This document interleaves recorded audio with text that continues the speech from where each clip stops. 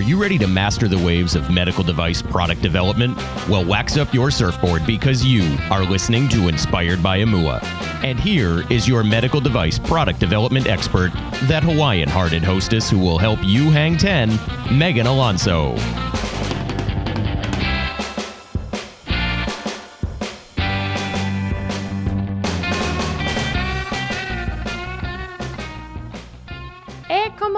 And aloha! You're listening to Inspired by Imua, where we help you master the waves of medical product development. Each week, we interview guests that educate, guide, and inspire to give you and your product the skills you need to hang 10.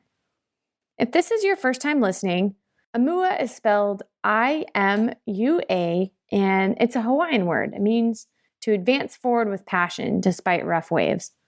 There are plenty of those in medical product development, so keep listening because we've got you covered. So it's been a while since I've done this. My guest today is going through product development himself as a startup company. He spent quite a bit of time helping other companies develop products as an engineer and thought, hey, they're changing the world. I'm helping them change the world. I want to change the world with my product. So that's exactly what he's doing. And we walk through his journey and some of the trials he's facing and what he does as an entrepreneur to keep going throughout those. So I want you to tune in, listen, kind of soak up what he's going through and soak up he has some pretty inspirational sayings. And I love where we end up. So we close the interview very well. So pay attention to that too. I did want to remind you if you're in Southern California or if you want to be in Southern California, because I know right now a lot of the country is facing some pretty cold weather. So if you come out on January 23rd for MedTech Monday, that's right across the street, literally right across the street from John Wayne Airport in Orange County. You don't even need a cab, just walk across the street in our balmy 65 degree-ish weather. That's wintertime, by the way. So I'd love to see you there. I'm speaking there and I have a discount code for you. If you go to medtechmonday.com, you can register, get $100 off with the code Monday100, all one word, no spaces. So let's dive into the interview. We're going to talk with Reggie Smith, who is, like I said, he's developing his own combination product and he's helped others develop products before. He's out of the Boston area, probably in one of those cold areas. So Reggie, you should come out here too for MedTech Monday. So enjoy the interview. Let's get to it. So Reggie, are you ready to hang 10? Why, yes, I am. All right. So give us a little bit more background in addition to that intro I gave. Sure. So right now, I have a medical device manufacturing company that I started up sometime in March of this year. I'm very happy about it because I decided to springboard onto my own platform after making quite a bit of money for a lot of people outside of my own space, which includes Johnson & Johnson, Medtronic, all the big name medical device companies. So being an engineer at heart, I decided that I wanted to venture off into my own space, really focus on developing treatments and solutions for underrepresented causes and underrepresented people, which kind of led me to the creation of this company, Rubit Strategies. And springing from there, I wanted to really develop something that can be used intently. Now, I know we all hear about prescription drugs going out of control, and we hear about a lot of surgeries that are happening for the longevity of life, but I also want to develop those solutions to really combine the two. And I want to be known as the king of combination products. So I want to really focus on the research and development of products that are geared in that sector, if you will. So I have two questions for you. Elaborate a little bit more on the target populations that you're looking to serve. And then also tell me what kinds of combination products do you specialize in? Well, thank you for asking. So actually, those two questions can actually be answered in conjunction with each other. So okay. What our focus is developing devices in 5 different distinct disciplines. That ranges from cardiovascular, neurological, orthopedic, muscular, and the pulmonary areas. So that's a very wide range. That's pretty much the whole body. And our initial concept device is geared in the cardiovascular space. So we're trying to develop a drug delivery component to mitigate percutaneous coronary intervention. And that's kind of where we're headed towards now. We're still in the prototyping phase, but we're making good headway. Of course, we're years out to really get that developed and to commercialization because, due to many of the clinical trials that we have to undergo and approvals. But we feel that this population in the cardiovascular disease area is sorely underrepresented only because a lot of people are going for the stent treatment, and even the stent treatment are in by far, not efficacious. They don't have a great efficacy yield than a lot of the other methods that can be produced. Of course, we know the big players in that space like Boston Scientific, but I think there could be more than one way to skin a cat. So this is a big undertaking for you to go after some of these underrepresented markets. And like you'd mentioned with stents, that's very popular. There's probably lots of market share there's a big market. I don't know necessarily about market share because there's already players there. But when you go after unrepresented market, it's smaller. And so you've got to be really strategic with your plan. So how do you envision your products to be able to kind of recoup that if you're not going to be selling as many? What's the strategy for you there? So, thank you for asking. So what our focus, our strategy is, although the U.S. is a big market, there are several areas in other countries that we want to kind of put our whole focus towards. Only because, yes, the processes and kind of the regulatory aspects in the U.S. are a lot more, let's say, convoluted than other countries.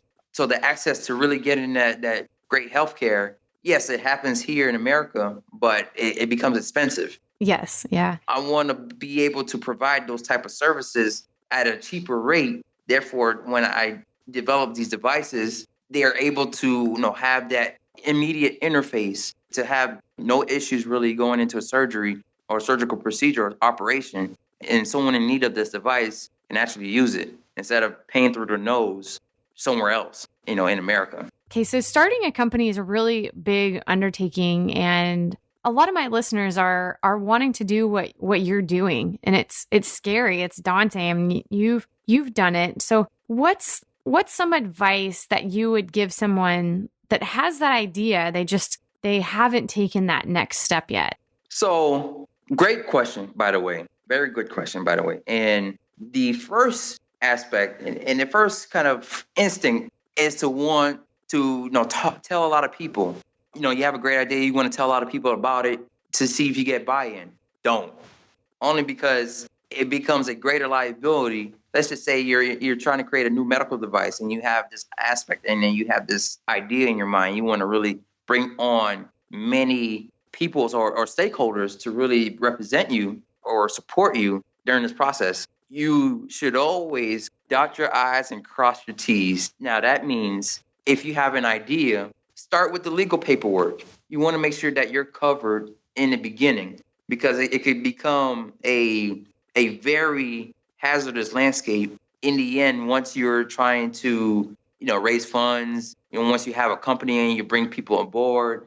Money, when you come into some money, people will change and attitudes will change. And I've started another company before and it comes out of everyone. You always have to surround yourself with good people in the first place. Now, if that were to happen, they'll be there no matter what, and they'll protect you no matter what. So you always have to make sure that you cover yourself first, and then you can trust the people that are around you, whoever you deem is a good character, to really want to help and bring on board and push your idea to forward. A lot of people will want to go out of their way. A lot of good people will go out of their way. But you should do your work first by dotting the I's and crossing your T's, because that will be an indicator of whoever's going to be there for you and whoever's going to really cheer you on and really support you.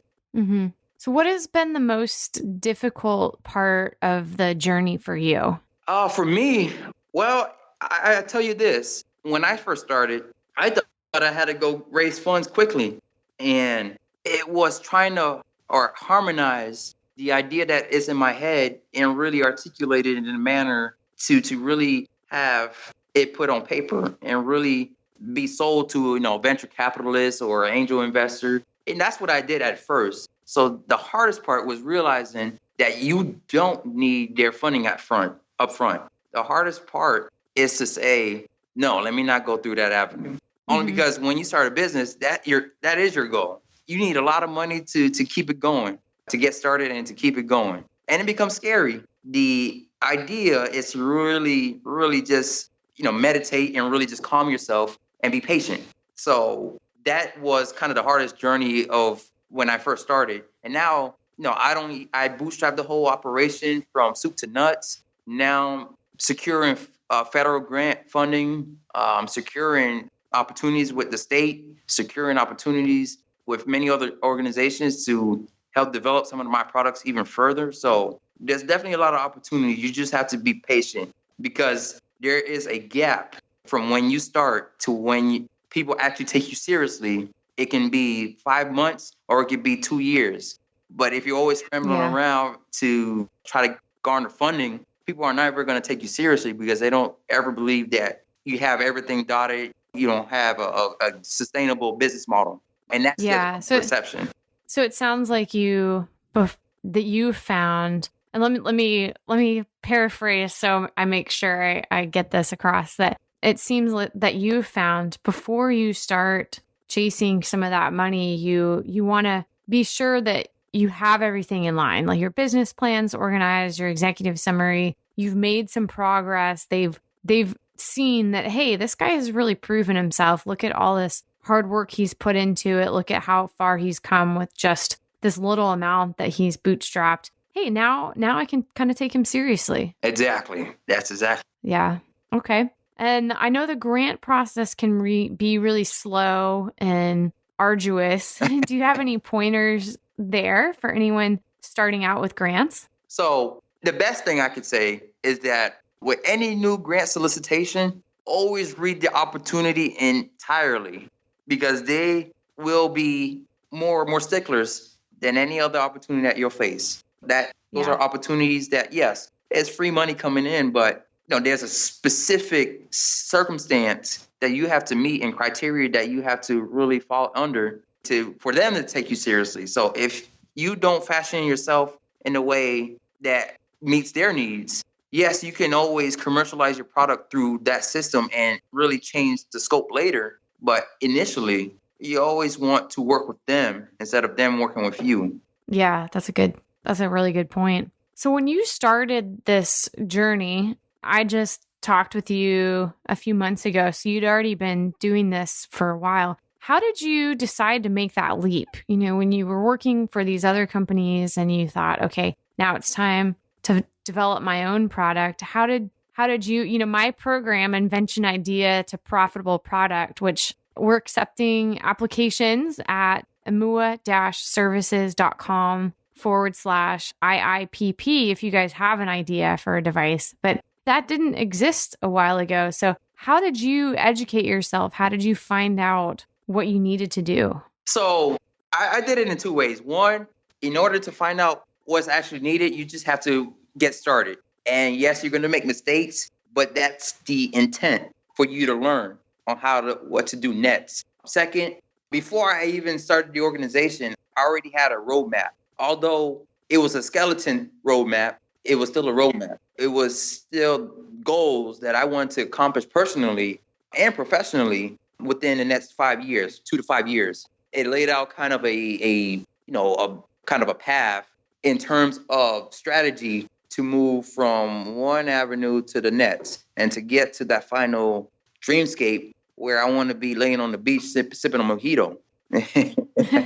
So before I even got started, I already had the entrepreneur bug in me since I was a kid anyway. I've always wanted to create something. I created a keyboard that had different symbols for it. You can press a button twice and it'll be in Spanish. Press another button 3 times, it'll be in Chinese, things of that nature. Mm-hmm. Wow, that's cool. Oh, thank you. But that was, long ago. And realizing for something more industrious like medical device, you really have to have an idea before you even decide to get started. Let's just say, you're at work at your desk and you have, you say you want to create this new app or do you want to create this new hip. Just kind of make sure, you're understanding the intended user, the intended use of the device, and at least just the marketing. What is the market for that device? And if you can come up with those words with your own motivation, under your own fruition, then, maybe you could take the leap forward. A lot of people, they just have an idea in their head and they want to make a business. Then they make the business plan later. That means, they fail to have a strategy. So I think it was Dwight D. Eisenhower who said, a plan is useless, but planning is useful. Well, I was going to say, if you fail to plan, then you plan to fail. That's even better. Because really the planning is the interface between the paper document and what you're actually realizing, what you're actually putting into play. So you can write a plan and it can collect dust, but you have to understand what your strategy is under planning. So, and that's how you're able to move efficiently. That's kind of give you the pulse of where to start and where to move.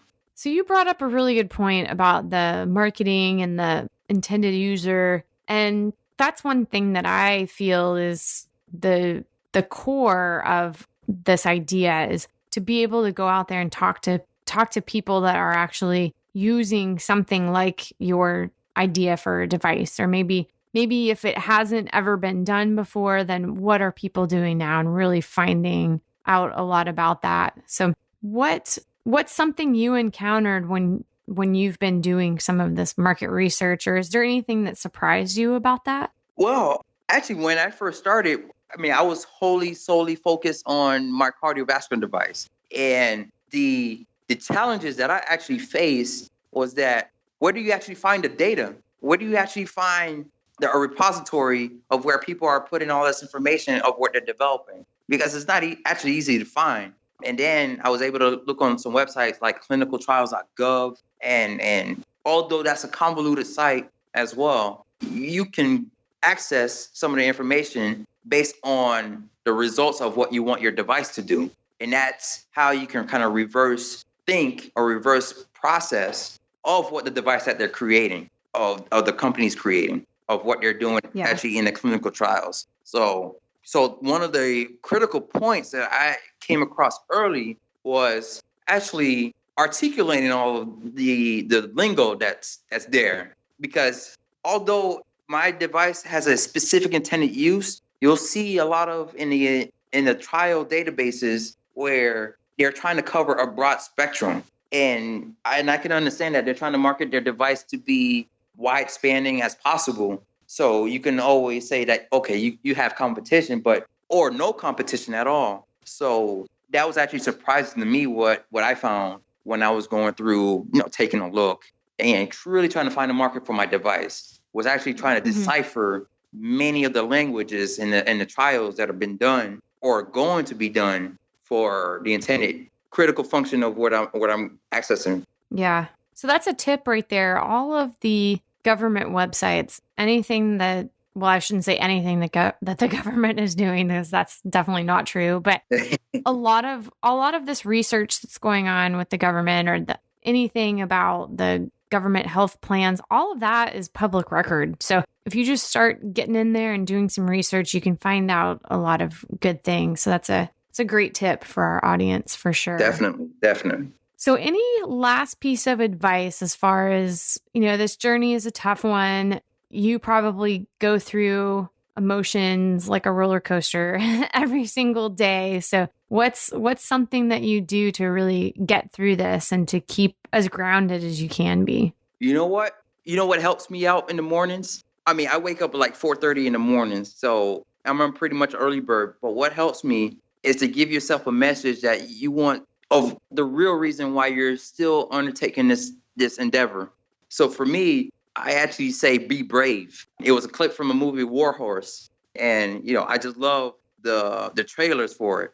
And then there was this one part where the colonel was telling his troops to be brave, only because they were going into the unknown. And, a lot of the kids were young, so they were just kind of inadequate to really deal with the emotions. But it gives me the sense that, yes, I'm going into the unknown, but at least I'm not losing my mind in making all of these, wild decisions that can put my jeopardy at risk in the first place, in the beginning. Because, yes, I'm knowledgeable about a lot of processes and a lot of things to have happen within the company, but that gives me a sense of calm. So if you are able to really find your purpose, now, I know that term is overstated quite a bit, but it really is true, just to find your purpose. Let's just say you want to help out this certain population, then you can go at it with 200% of your soul. Just keep going. Mm-hmm. That's great. Yeah, I always recommend the book Purpose Driven Life, but then there's always a Start with the Why by Simon Sinek too, and it really gets you connected with, hey, why am I doing this? Why am I waking up at 4:30 in the morning every day and working so hard on this? So yeah, and then I was actually just talking with a clinical psychologist last night at this networking event, and I asked her, I said, what's the most rewarding part of your job? And she said, I work with people that want to change their lives, but they say they want to change their lives, but their actions have to start really reflecting that. And we got into a discussion about just writing things down, writing down your purpose, writing down positive things to remind yourself of, like be brave. And this was years ago, so I don't know if you'd remember this. On Saturday Night Live, there's a character called Stuart Smalley. Oh, yeah. Stuart.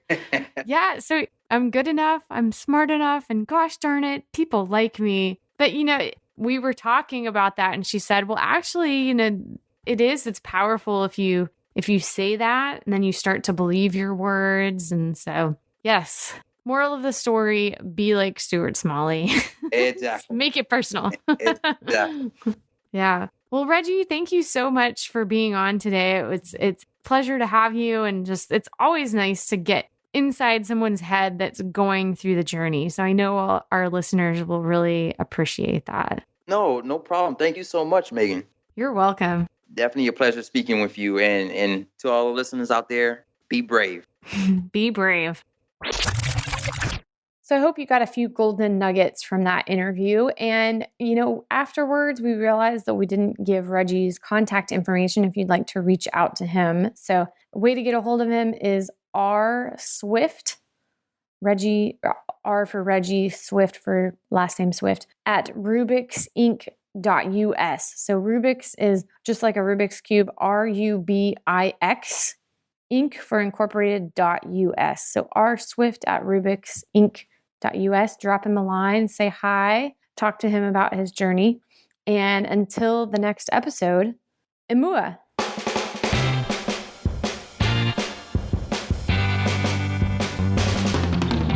Mahalo for joining us. If you're new to riding the waves of medical device product development, or if you've been in development for a while already, Inspired by Imua is here to surf with you. Want to be a master of the waves? Text HANG10, that's HANGTEN, to 44222. We'll send you the most common wipeouts companies make in product development so you can avoid them and reach master wave status.